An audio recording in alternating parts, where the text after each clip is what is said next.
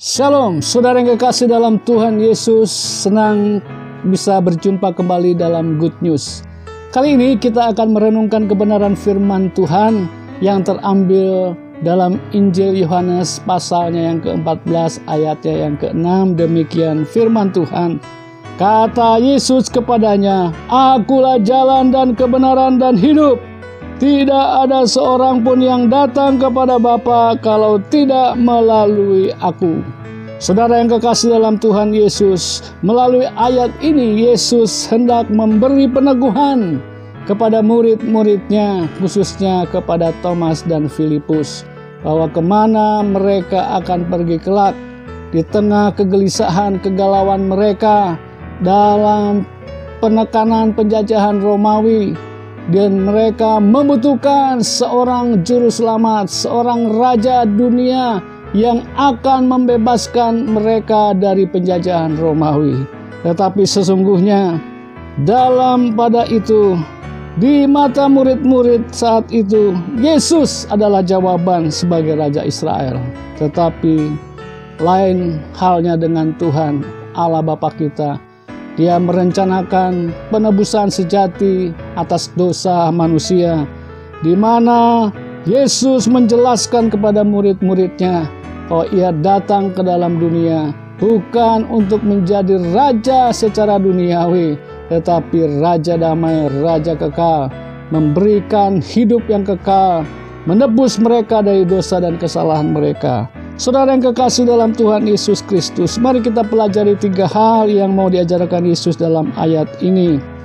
Kata Yesus kepadanya, "Akulah jalan dan kebenaran dan hidup. Tidak ada seorang pun yang datang kepada Bapa kalau tidak melalui aku." Yang pertama, akulah jalan. Yesus hendak menjawab pertanyaan Thomas dalam ayat 5.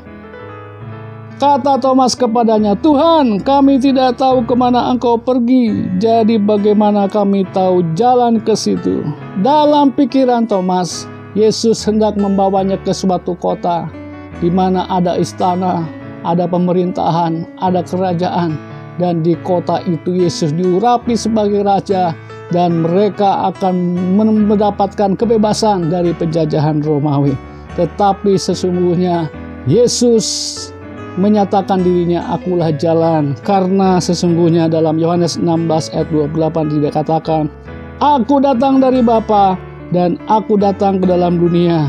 Aku meninggalkan dunia pula dan pergi kepada Bapa." Dalam ayat 1 sampai ayat yang ke-5 dikatakan juga, "Jangan gelisah hatimu, di rumah Bapakku banyak tempat, dan aku datang kepada Bapa menyediakan tempat bagimu." Akulah jalan. Dia sesungguhnya adalah jalan kepada Bapa. Karena tidak seorang pun sampai datang kepada Bapa kalau tidak melalui Yesus. Karena Yesus berasal dari surga. Dia datang ke dunia untuk menyediakan tempat, menjadi juru selamat bagi orang-orang yang percaya kepadanya. Yang kedua dikatakan, akulah kebenaran.